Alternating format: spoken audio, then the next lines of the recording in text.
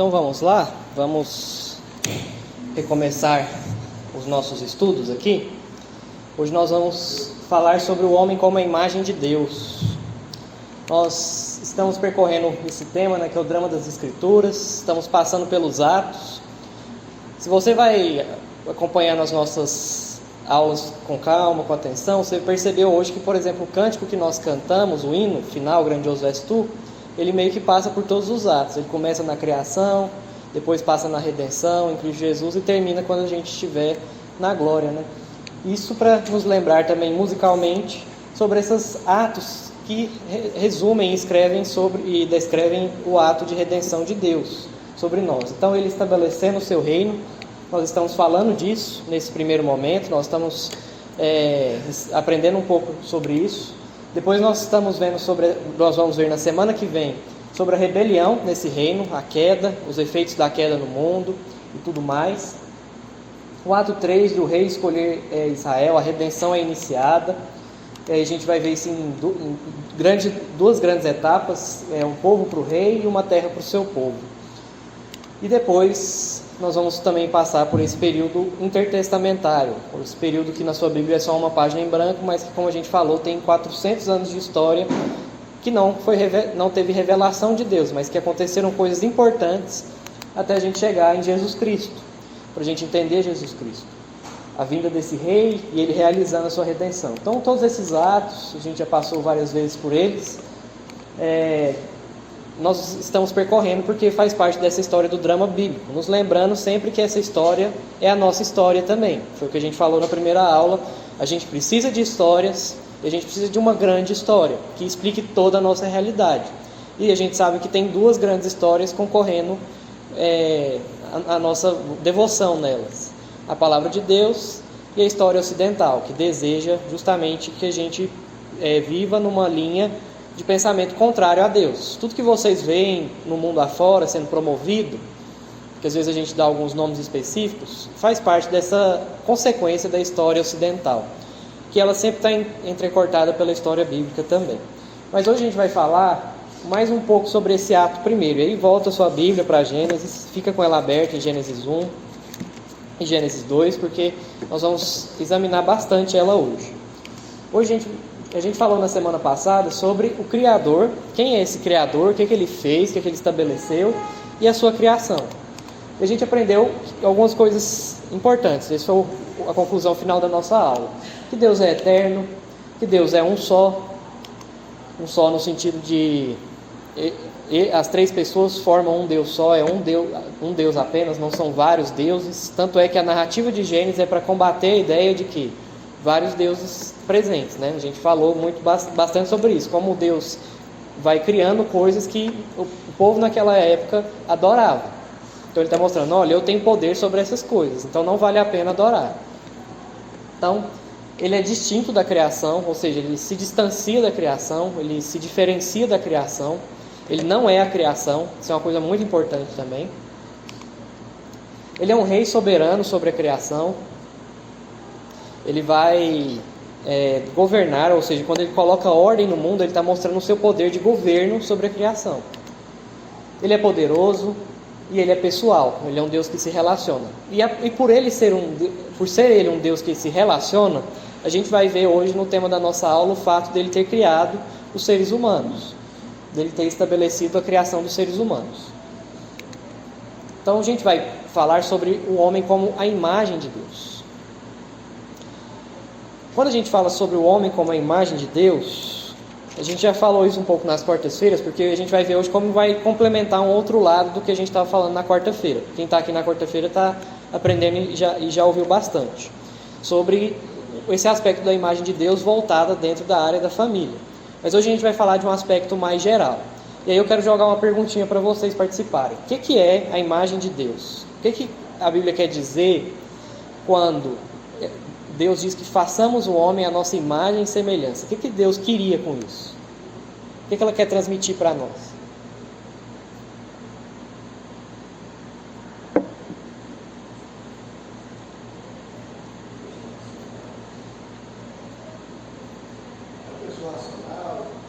Uma pessoa racional. Hã? amor,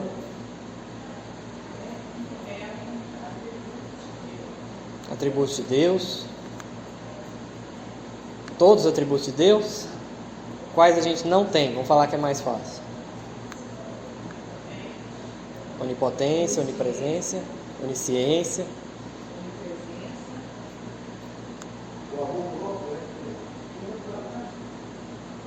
Oi? Amor nós temos. Esse amor, ele está na nós. Nós mesmos temos amor. Não, nós somos criados, quando Deus nos fez, Ele nos fez seres capazes de amar. Quando Ele nos fez. Mas esse amor deriva de Deus, sempre. Em todo instante. Tanto é que quando o homem peca, o seu amor é direcionado às coisas criadas. E aí ele perverte esse amor. O que mais? A gente falou também que não é só sobre ser, mas sobre fazer. A gente faz algumas coisas parecidas que refletem a imagem de Deus.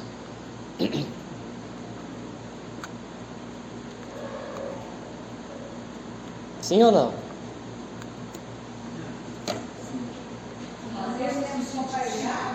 Hã? É uma pergunta. Fazer no sentido de criar, a gente é a imagem de Deus? O ser humano cria coisas?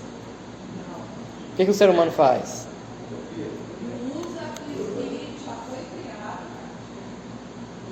Mas ele é capaz de, por exemplo, a mesa existia lá no Jardim do Éden? Uma mesa, existia mesa no Jardim do Éden?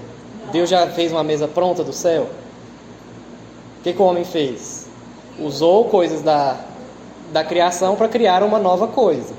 Então, ele transformou uma matéria, mas criou coisas novas. Em certo sentido, a gente pode dizer que criar coisas é reflexo da nossa imagem, é reflexo da imagem de Deus. A criatividade, a capacidade de formar coisas. Oi? E para o bem-estar de outro. Exatamente.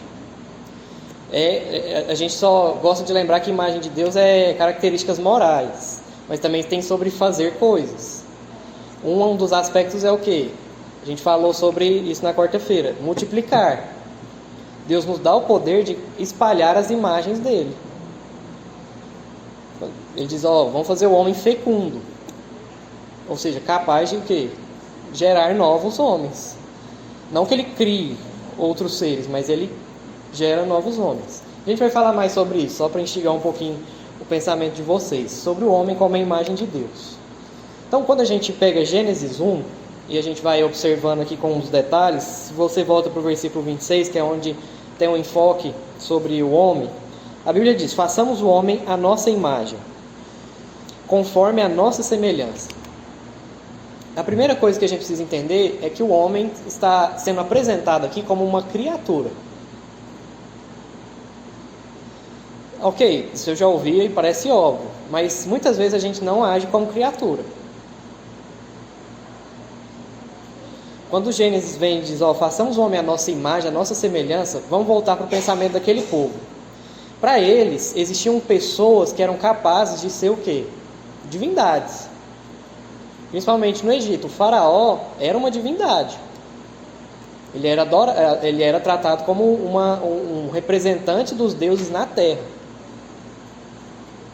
Então a primeira coisa que Gênesis quer trabalhar para esse povo é mostrar, olha, todos os homens são criaturas de Deus. Não tem nenhum homem que é mais especial do que outro.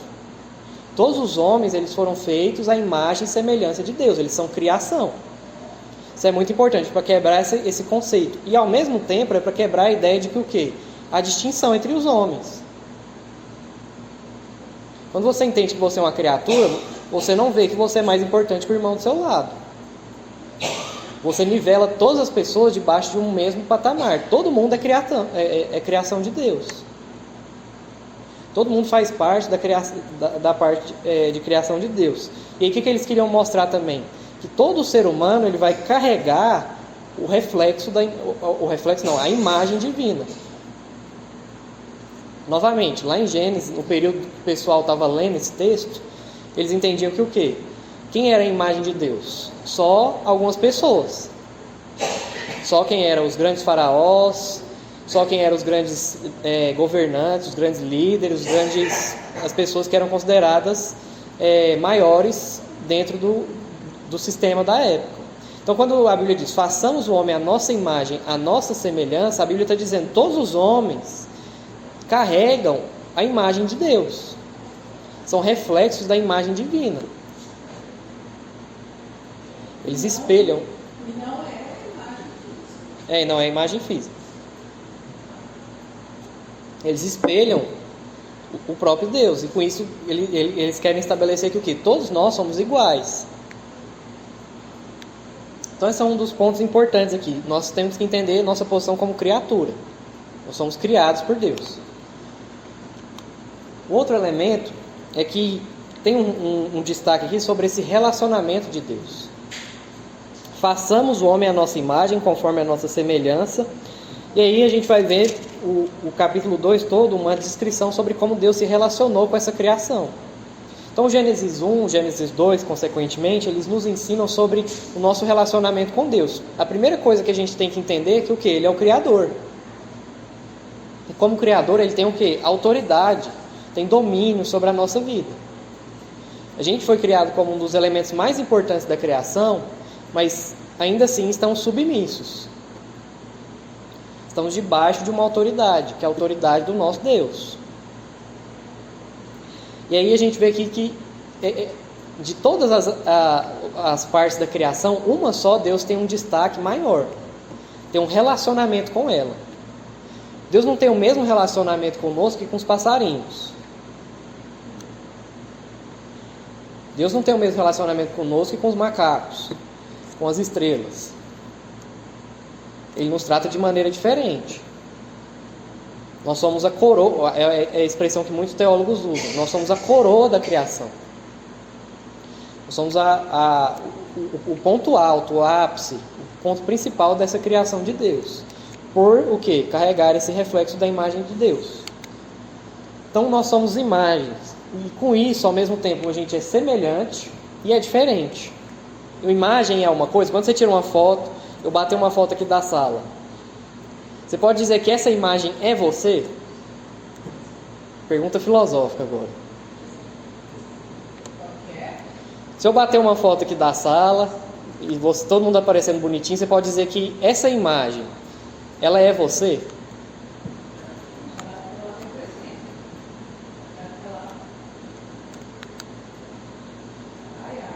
E aí, o que vocês acham?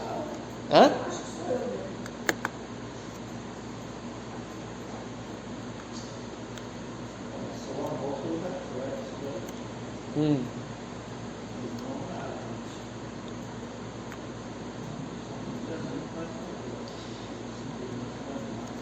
Por isso que a Bíblia usa o termo imagem. Imagem, ela não é uma coisa. Ela é uma representação de uma coisa. Quando a gente bate uma foto aqui, a gente está representando você. Vamos bater a foto de todos os alunos que formaram na classe da Dramas e Escrituras. Não quer dizer que essa foto seja você. É uma imagem de que você pertencia a essa classe. De que você formou junto com todos os alunos. A imagem, ela traz o quê? Um aspecto de quê? Semelhança. Você é muito mais do que uma imagem, do que a sua aparência física representada em uma fotografia. Então a Bíblia quer dizer o seguinte, que Deus colocou uma fotografia, uma imagem dele na criação. Algo que fosse bastante semelhante a ele. Mas que ao mesmo tempo tem diferença, ela não é a totalidade de Deus. Por isso que, ao mesmo tempo que a gente diz que nós somos imagem, nós somos semelhança e nós somos diferentes de Deus. Isso cria uma distinção. Nós não somos Deus. Novamente, a gente tem que sempre lembrar, por que isso está sendo escrito aqui? Naquela época, pessoas achavam que era o quê? Divindades. Ainda tem gente que faz isso hoje, mas... Ainda tem gente que acha que é hoje. Mas naquela época era uma coisa mais forte, porque até mesmo os governos políticos eram sustentados pela ideia e a sustentação de que esse pessoa está no direito de governar porque ele é o representante dos deuses para governar. Ele é um filho de tal Deus. Ele é às vezes o próprio Deus encarnado. Então, essa escrita de Gênesis para dizer que nós somos imagem é para estabelecer essa igualdade. Todo mundo é portador da imagem de Deus, mas também para estabelecer essa diferença. Nenhum ser humano é igual a Deus. Ele é uma imagem de Deus. Ele carrega coisas que Deus quis imprimir ali para refletir ele na sua criação, para transmitir ele para a sua criação. Então o ser humano nunca pode ser igual a Deus, mas ele é semelhante. É um pouco parecido com o seu filho. O seu filho geralmente, se ele for, não for adotivo, ele é semelhante a você. Ele vai ter não só semelhanças físicas, mas de comportamento, de personalidade, de conduzir as coisas. Então é a mesma coisa, Deus nos faz semelhante a eles. Nós não somos iguais, mas somos semelhante a Ele. Entenderam essa diferença? Claro? Um ponto muito importante. Façamos o homem à nossa imagem, à nossa semelhança. Aí a gente vai falar sobre o próximo ponto aqui. Mas ele criou, pois, homem à sua imagem. A imagem de Deus o criou. Homem e mulher o criou. A gente falou muito disso na quarta-feira, eu não vou alongar, mas essa imagem de Deus aparece de duas formas. A forma do gênero masculino e a forma do gênero feminino. Não existe mais. São essas duas formas que Deus escolheu que a humanidade fosse transmitida. Nesses dois gêneros, nesses dois sexos. O homem e a mulher. Ao mesmo tempo também, como a gente falou na quarta-feira, quando a Bíblia destaca que homem e mulher os criou, ele está colocando a mulher no mesmo pé de igualdade do homem. A mulher é criação de Deus. Novamente, para aquele período isso era inovador, revolucionário. A mulher sempre era o quê? Inferiorizada ao homem. A mulher sempre deveria ser tratada como como se fosse uma subcriação. Para as pessoas daquele período, a mulher sempre era, às vezes, um objeto mesmo. Ela deveria ser tratada como um objeto. Então, quando a Bíblia diz que Deus faz homem e mulher, e os dois são a imagem de Deus, Ele está dizendo, olha, vocês são iguais na criação. O homem e a mulher, diante de Deus, eles são iguais. Não tem diferença nesse sentido de gênero para ele, de que um é mais importante que o outro. Embora ele também diferencie. Ele criou duas criaturas diferentes que a gente viu na quarta-feira para se complementarem. Para complementarem esse reflexo dessa imagem de Deus. Você ia falar alguma coisa, Nelson? Eu quero falar. Eu estou pesquisando aqui no Google. Hoje existem 31 gêneros. Uhum.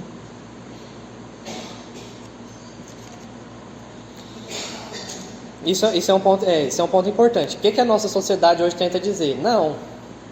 Segundo a Comissão de Direitos Humanos de Nova York. Então, os seus... 31. Agênero, andrógeno, gênero de fronteira, gênero fluido, gênero neutro, gênero queer, gênero em dúvida, gênero variante, aí vai. Porque o que a nossa sociedade tenta fazer? Tenta dizer que o gênero é uma construção, enquanto o sexo é algo biológico. O sexo, geralmente, eles não vão, como se diz, diferenciar tanto. Mas ele vai dizer que o sexo não define o seu gênero. Então a Bíblia está dizendo, isso não existe. É homem e mulher, os criou. Ah, mas e os hermafroditas? Isso, ele continua tendo um gênero, um sexo que é o dele mesmo. Uma das partes sexuais que existem nele, ela é inútil. Ela não influencia a vida dele. E aí, geralmente, as pessoas tentam basear pelas exceções e criar novas regras com base nas exceções. A Bíblia diz, homem e mulher os criou. Não tem essa diferenciação. A gente tem que ter um tato, um cuidado para explicar isso. Mas é muito importante a gente ser fiel a isso. É homem e mulher. Os dois são iguais. E o outro artigo aqui que fala em 52. Cada dia mais realmente. isso é uma aula só para isso, mas eles fazem essa diferenciação. Gênero é uma construção. Que você... Que a igreja esteja consciente disso. Isso. Porque esse problema de homem e mulher é uma coisa muito séria hoje. Sim. É uma coisa que a igreja vai ter que se posicionar, combater, porque a coisa é muito mais, o buraco é muito mais embaixo. Sim. É um reflexo todo da desconstrução que a sociedade ocidental foi fazendo. Ela fala, não, nós estabelecemos que é homem e mulher, a gente vai desconstruir isso e vai construir a partir disso. Então, tudo que a gente lê em Gênesis é ver como Deus construiu. Tudo que a gente vê no mundo é como o homem desconstruiu. É como o homem tentou pegar a criação de Deus e desconstruiu ela.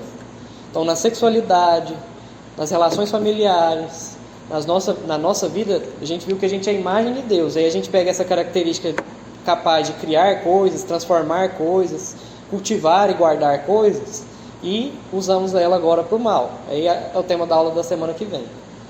A gente se rebela contra o que Deus estabeleceu. É uma rebelião você dizer que o homem tem mais do que homem e mulher. Você diz, não é suficiente. Um ponto muito importante, o homem ele também foi criado à imagem de Deus para governar. O fato da gente governar, ele é um reflexo da imagem de Deus também. É uma parte que compõe essa imagem. Você vê que quando Deus diz para fazer o homem a sua imagem, conforme a semelhança, a primeira coisa que vem não é que ele tem amor, que ele é bonitinho, que ele é criativo, não, é para que ele domine sobre a criação dele. Então, antes de ser na verdade, são duas coisas que combinam uma com a outra. Para que o homem governasse, ele precisava ser semelhante a Deus. E ele governa porque ele é semelhante a Deus. Então, o homem, para governar, ele precisava ser semelhante a Deus. E é como se Deus dissesse, agora que eu criei todas as coisas, eu estabeleci uma parte dessa criação que eu transferi autoridade para ele. Então ele vai dominar sobre os peixes, dominar sobre as aves. A gente pensa sobre isso, sobre dominar, é como se fosse assim, a gente domina sobre o peixe, pescando ele. A gente domina sobre as aves, prendendo ela dentro de uma gaiola. A gente vai ver que não é isso. É que o homem tinha capacidade de ter o controle sobre a criação. Governar sobre a criação. E aí a gente vê, a partir dessa ideia de governo, que Deus nos deu algumas regras dentro dessa criação. Primeiro que nós somos regentes. O que um regente faz?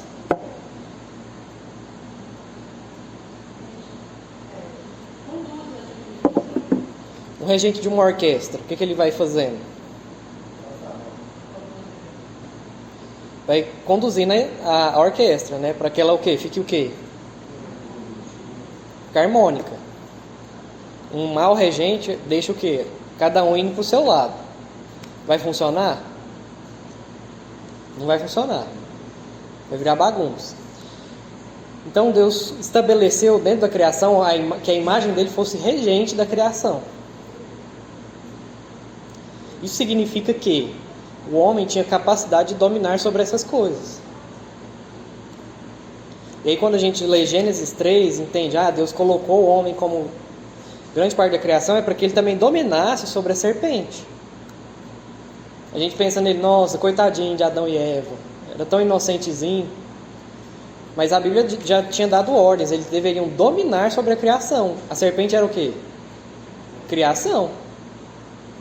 Eles não deveriam deixar que aquela cobra, falando com eles, dominassem eles. Só que o que eles acabam deixando? Que ela a dominasse. E a gente viu quarta-feira passada também como que isso aconteceu. Como ainda continua acontecendo. Então o homem deveria governar sobre a criação, não deixar que a criação ficasse caótica, dominar sobre ela, ter domínio, controle, cuidar. A palavra que aparece é cultivar. O cultivo ele não é algo exploratório, ele não é um regente que domina pelo mal. Tanto é que esse é o próximo ponto. que essa regra de dominar sobre as coisas é uma regra de domínio amoroso, não de domínio de exploração. Muitos, na época até mesmo do período da escravidão, e até hoje ainda usam esses textos bíblicos para dizer que a gente tem que usar da criação, para a gente desmatar, para a gente destruir a criação. O crente, ele entende que o quê? Ele tem domínio sobre a terra para que a terra, o quê? Seja cultivada, para que ela seja bem tratada. Tanto é que Deus lá para Israel vai dar regras. Tem ano que vocês não vão mexer com a agricultura. Descansa a terra. A terra precisa de descanso. Porque essa ideia, a gente não vai explorando. A ideia de desenvolvimento sustentável não veio lá fora. Veio da Bíblia. Então, da mesma forma que a gente às vezes bate tanto na questão de gêneros e todas as outras coisas mais, é também muito importante para o crente que ele questione coisas também relativas ao meio ambiente. Se você, por exemplo, joga o seu lixinho fora de uma forma errada, você não se preocupa com como você tem explorado as suas coisas, você também está destruindo coisas da criação de Deus. Você está sendo rebelde tanto quanto que quer dizer que não existe só homem e mulher. Então, é um domínio mais completo, é uma ideia mais completa da criação. Tá, os efeitos podem ser menores? Podem ser menores a curto prazo. Mas, às vezes, a gente vai ver os efeitos disso mais à frente. Então, faz parte de uma totalidade das coisas. O homem não foi criado para usar a criação a qualquer custo. Mas para que ela fosse o quê? Bem cuidada, cultivasse, para que ela desse o seu fruto, para que ela fosse bem tratada. É um domínio amoroso. É o mesmo domínio que Deus tem sobre nós. E ao mesmo tempo, ao fazer cultivar e guardar, o homem tinha que prestar contas. Tanto é que é interessante que depois de haver criado o homem, a gente vê que Deus sempre, na viração do dia, vinha se encontrar com o homem. De certa forma, é para ele, como se fosse um patrão mesmo, colocou um administrador para prestar contas. E aí todo dia ele vai lá. Como é que você cuidou? O que você fez hoje? Como é que está indo a nossa criação aqui? Como é que está indo a nossa terra? Como é que está indo o nosso jardim aqui? Ele vai para justamente porque o homem ele tem o quê? Responsabilidade, ou seja, ele foi colocado com responsabilidades na criação e ele tinha que prestar contas para Deus do que ele estava fazendo. E aí quando Deus chega na viração do dia novamente, depois dele comer o fruto, Deus vai fazer o quê? Vai perguntar para ele: Adão, cadê você? Não que Deus não o visse, mas a ideia é justamente essa: cadê você? O que você está escondendo de mim? Aí Adão responde: porque eu estava nu. Aí quem te fez saber que estava nu? Deus sabia quem fez, mas o que ele estava querendo fazer? O quê? Prestação de contas.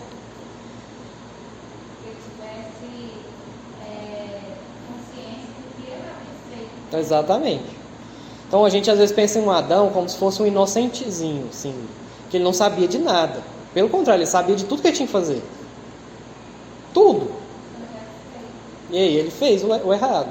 Ele sabia que ele tinha que o quê? Cultivar, que ele tinha que guardar a terra, que ele tinha que dominar sobre a terra, que ele tinha que cuidar de sua família, que ele tinha que fazer todas aquelas coisas mais.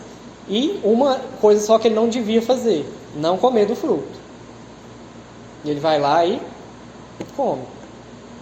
Então por isso que Deus coloca isso. E ao mesmo tempo ele tinha uma responsabilidade muito pesada, porque ele estava representando todos nós.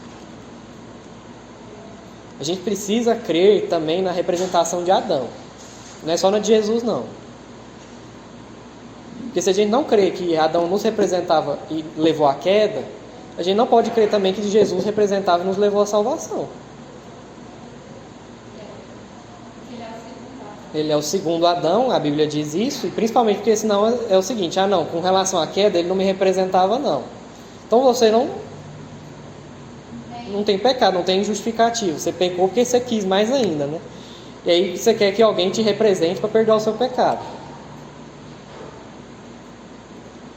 Então, para a gente entender muitas vezes as duas coisas, a gente precisa ligá-las. Então Adão e Eva tinham uma responsabilidade sobre o restante da criação. Se eles passassem por aquele teste, a história tinha outro rumo.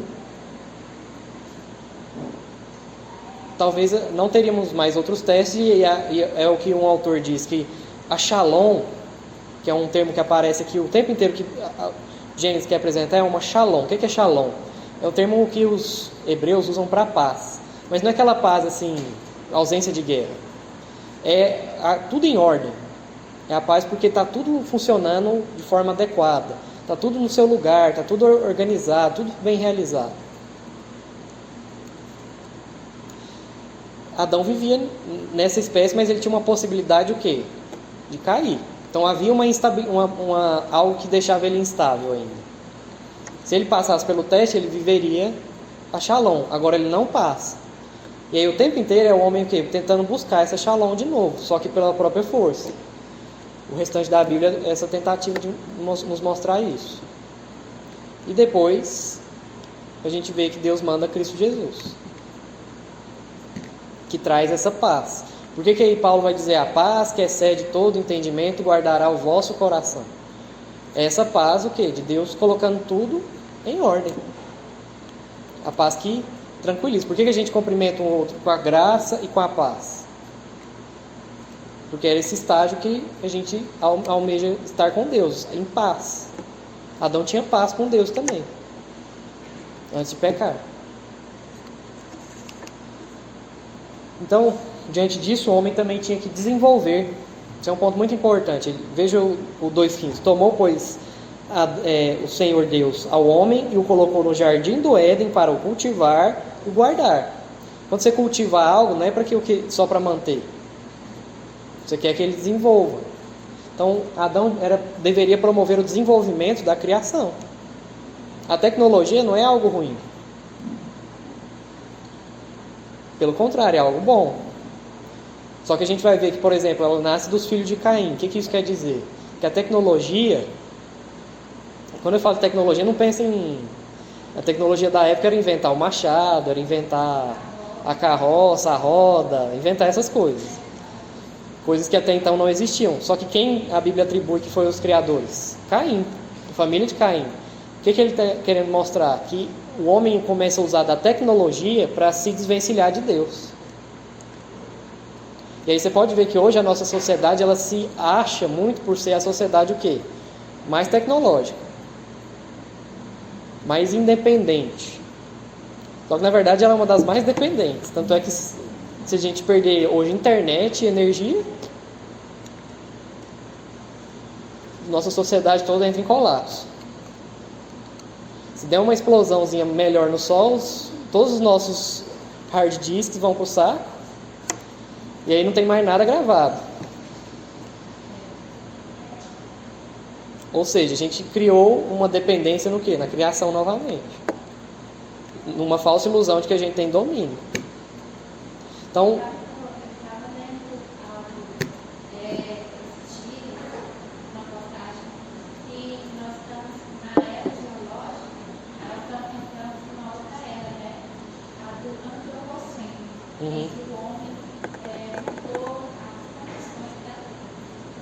A gente está numa época muito parecida com Babel.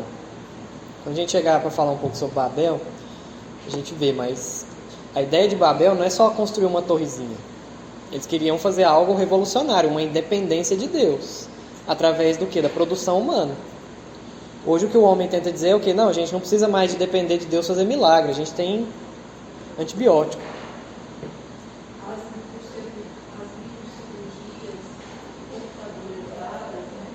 A gente tem cirurgia de tudo. Você não morre hoje de dor de garganta.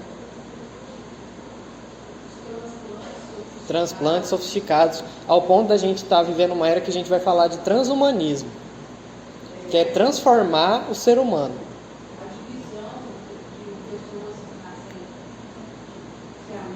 Siameses.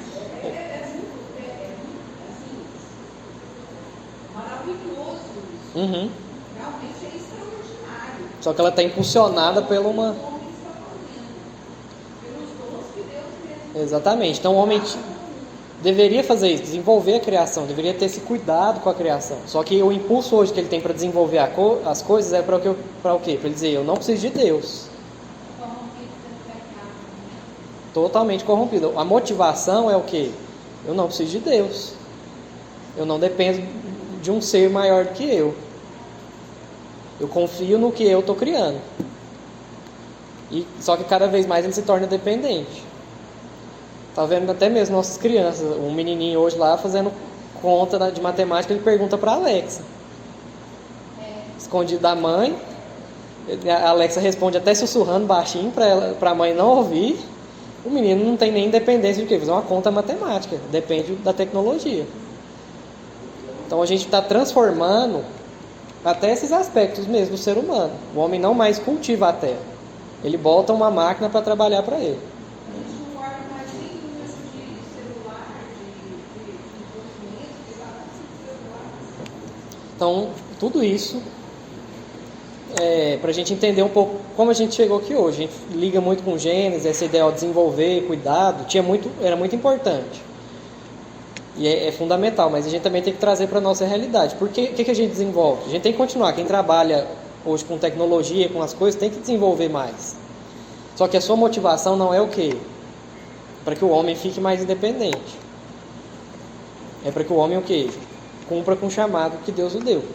Então essas são as regras que Deus deu aqui para a humanidade. Ele governar, ele fazer isso não por domínio tirânico, explorar a criação, mas fazer isso com um domínio amoroso. Ele tinha responsabilidades e deveria prestar contas diante de Deus. E ele desenvolve e continua cuidando dessa criação. E aí o entendimento bíblico da humanidade, ele tem 3 sentidos. Ela tem 3 direções. O primeiro é com Deus. Para cima aqui mesmo, o Senhor Deus. O ser humano ele vai sempre se relacionar em 3 direções.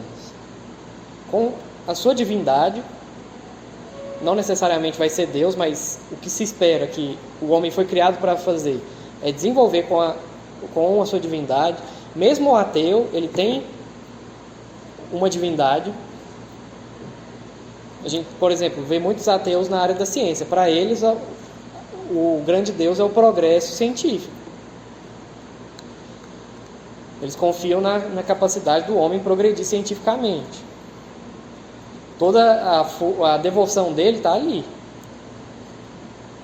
Então, para ele, o Deus é esse. Mesmo aquele que diz que não crê em nenhum Deus, ele se direciona a uma divindade. Então, Deus nos criou para nos direcionar a Ele. Então, nós somos direcionados para Deus. O entendimento bíblico da humanidade é esse. Nós fomos criados para direcionar-se a Deus. A partir disso, a gente se direciona a nós mesmos e aos outros, os nossos companheiros humanos, as nossas relações. Nós fomos criados para se relacionar. A gente tem um entendimento sobre nós mesmos, a gente se direciona para outras pessoas também. E por último, a partir dessa ideia de lateral, vem de Deus para cima, para que a gente vá para o mundo. A gente se relaciona com o mundo também.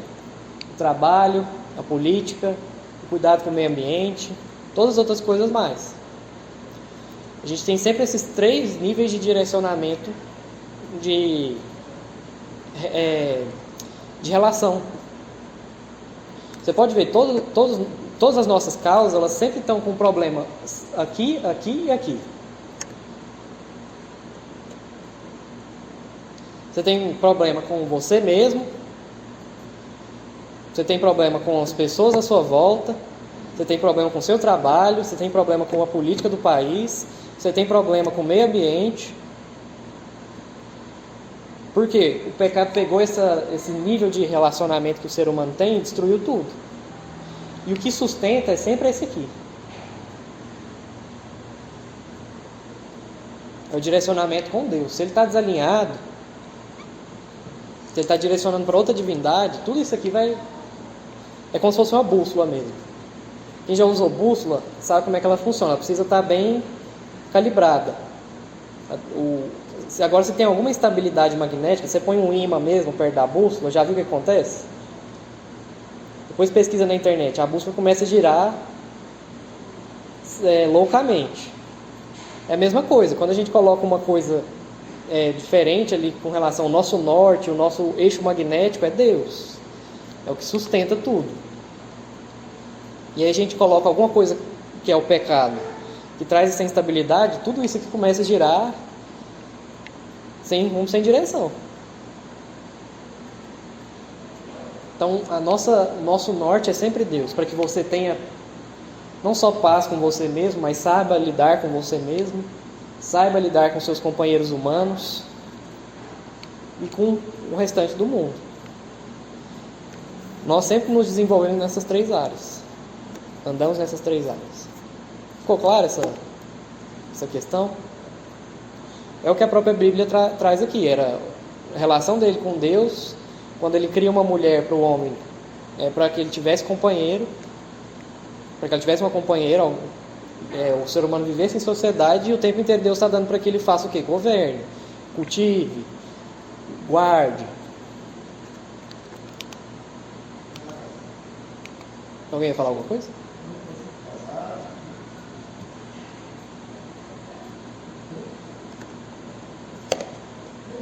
Pode falar. Ah, tá. E ao mesmo tempo a gente tem explicações sobre o mundo também. Eu falei um pouquinho já sobre isso. Deus criou tudo e ele era o quê? Bom. Às vezes a gente pensa que a gente está só aguardando Deus vir, queimar tudo isso aqui e nos levar para o céu. Mas ele vai vir não para fazer isso, ele vem para restaurar. Deus fez algo que era bom e ele quer esse reino dele bem, vivendo nessa shalom, em harmonia. A gente tem variedade de coisas. Deus não criou um mundo preto e branco. Não criou só seres humanos. Criou animais, plantas, micróbios.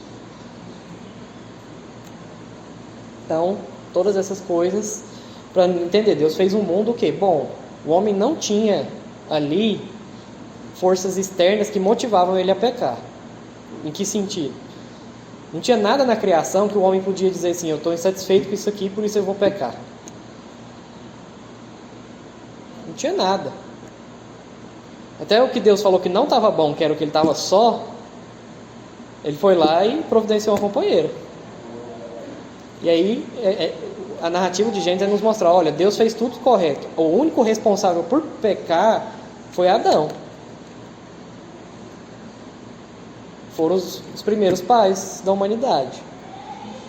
Então Deus fez tudo isso em harmonia, na shalom, era tudo bem organizado.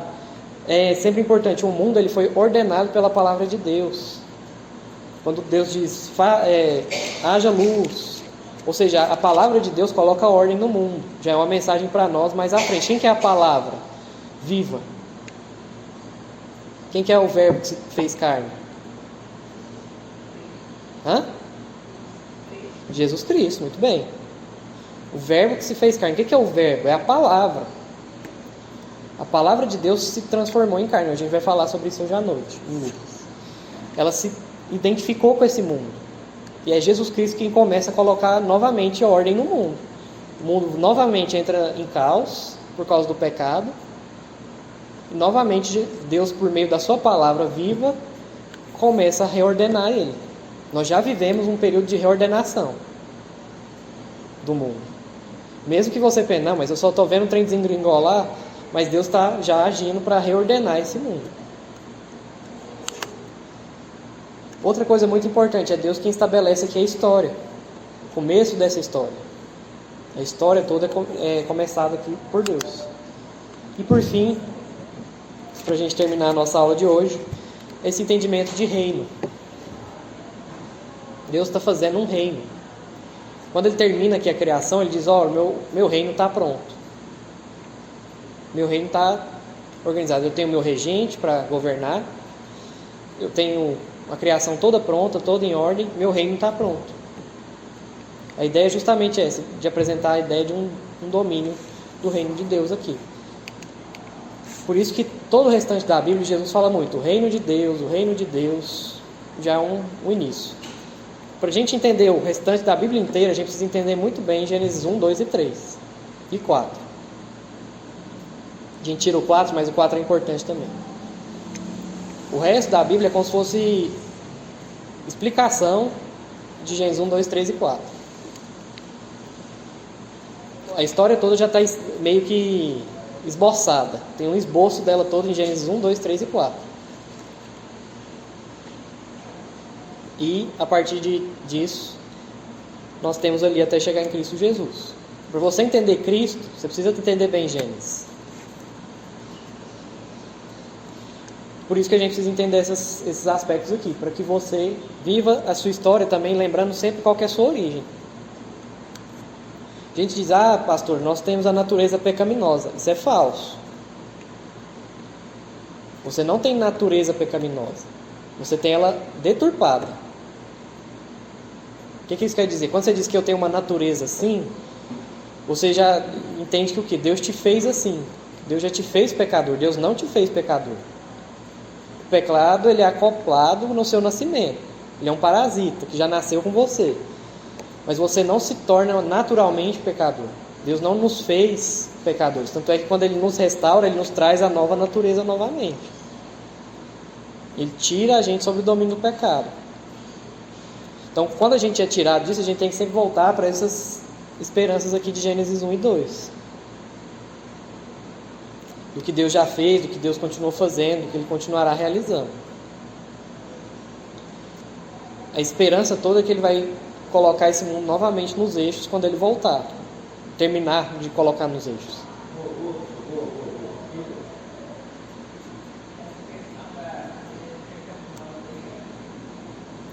Você não entendeu ou você não sabia? Sim. É porque a gente tem essa ideia. Não, a gente já nasceu pecador, mas natureza é o quê? O que nós somos. Nós somos a imagem e semelhança de Deus. Deus não nos fabricou pecadores, não na criação. Mas a partir do que o pecado no mundo entra, ele é sempre o quê? Um parasita, que já nasce conosco.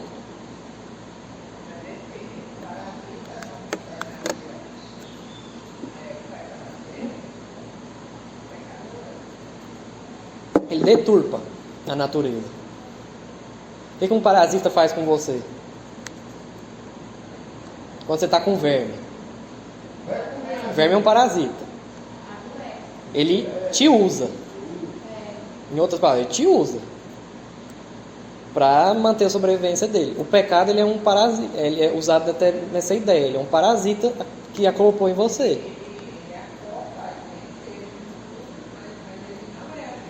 Exatamente.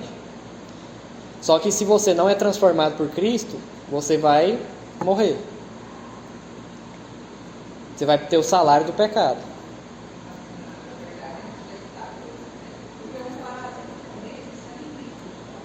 Isso. Eu não entendi se foi a sua fala. Isso. A gente já está condenado com esse parasita, né? Que é o pecado. Então, é só uma parte da ilustração. A gente não pode ir muito a fundo nessa ilustração, porque ela não explica tudo. Mas é só uma parte para a gente entender que a gente não foi nascido, não foi criado pecador. Nós nascemos na iniquidade. No ventre da nossa mãe, como diz Davi, nós já somos pecadores. Mas Deus não nos fez pecadores. Deus nos fez seres bons. A imagem e semelhança dele. O pecado entra nessa história. E aí o nosso velho homem, é o nosso jeito de ser. Pecador, rebelde. Porque deixa eu só voltar aqui. Porque a gente vai ver semana que vem que isso aqui quebra. Seu relacionamento com Deus, ele deixa de existir. Quando o homem peca. O ser humano não tem mais acesso a Deus. Ele não tem mais comunhão com Deus. Tanto é que a ideia de vida eterna ali, da árvore da vida, a gente vai falar sobre isso na quarta-feira também. A árvore da vida é tirada para que o homem não continuasse. É uma graça de Deus. A gente pensa que é uma punição, mas é uma graça de Deus. Deus nos tira o acesso à árvore da vida para que a gente não viva a nossa natureza deturpada eternamente.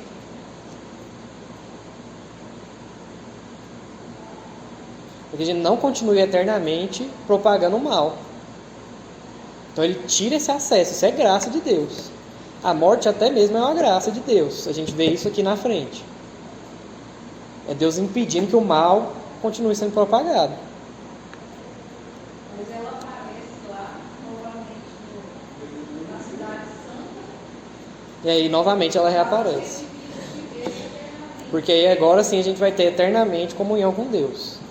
Representa Cristo, né? Sim. Então o que nos trazia comunhão, sustentação lá no jardim, volta no novo céu, na nova terra. A gente tem paz, a gente tem novamente isso, porque agora a gente está purificado nos nossos pecados. A gente passa a viver como Deus nos criou para viver. E aqui na terra a gente não fica esperando o mundo acabar. Esse é um ponto muito importante. O mandamento de cultivar, guardar a terra ainda existe.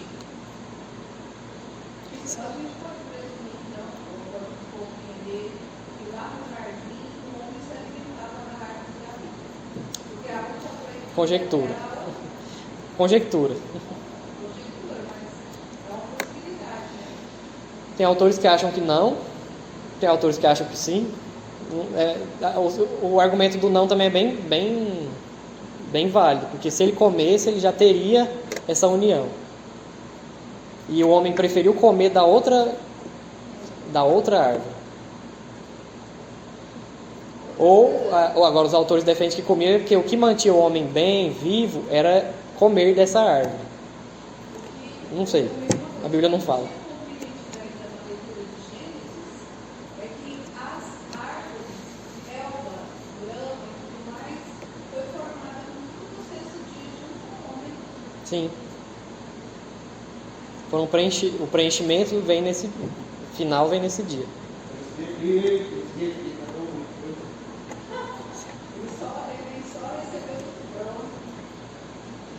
Então, o homem já tinha toda a sua estabilidade. E é interessante ali que Deus ainda criou a criação. Essa criação não é sobre o jardim, não. Se você prestou atenção em Gênesis 2, ele ainda, quando vai formar o homem, ele faz um jardim para esse homem morar.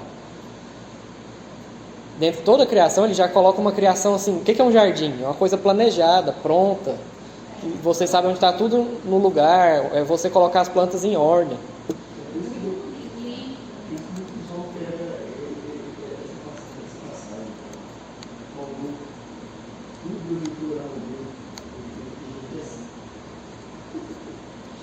Então compreenderam sobre a criação? Tem dúvidas? Essa é a nossa esperança, de voltar para o jardim. Só que a gente vai voltar para uma cidade-jardim. A ideia, novamente, é Deus vai planejar uma cidade para a gente. Melhor que as cidades mais bem planejadas da história do mundo. Aí. Porque as que tem, que desplanejou tudo, né? Mas é para a gente entender essa narrativa bíblica aqui. E aí quando Jesus aparece, ele está se remetendo várias vezes aqui, ó. Jesus não vem por acaso. Faz parte desse progresso dessa história. Na semana que vem a gente vai para a parte triste da história. Nossa irmã Elaine, se Deus permitir, vai estar falando sobre isso. Mas para a gente se lembrar, o que eu quero que vocês saiam daqui? O que eu faço hoje? Você continua cultivando, você continua guardando, você continua mantendo esses 3 níveis de relacionamento. O norte da sua vida é Deus. Se Ele descalibra tudo isso aqui, ó, vai para bagunça também. Se o seu norte passa a ser o mundo, tudo isso aqui vira uma bagunça. Se o seu norte passa a ser as pessoas do seu lado, tudo isso aqui vira uma bagunça. Se o seu norte passa a ser você mesmo, tudo vira uma bagunça. E se o seu norte for outro Deus ali, piorou. Porque você não vai estar agindo como Deus planejou para agir. E que você ainda tem ordenanças para agir. Você ainda é regente, você ainda é imagem e semelhança de Deus. Você ainda é responsável e presta contas diante de Deus. Você ainda continua desenvolvendo a criação. E eu quero terminar com essa pergunta, que vocês pensem sobre isso. Como vocês desenvolvem a criação hoje ainda? Você, na sua área de atuação, ou o que você faz hoje?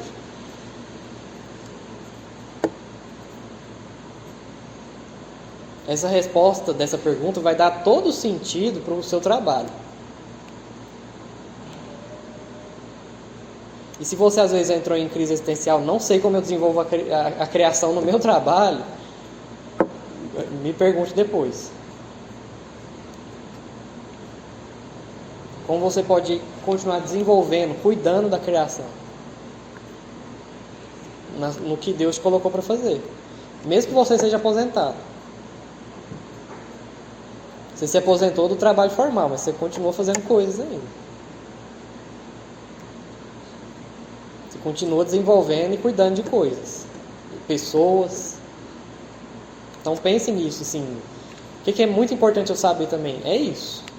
É entender os 3 níveis de relação, é sair também sabendo sobre as suas responsabilidades no mundo. Amém? Então vamos orar mais uma vez?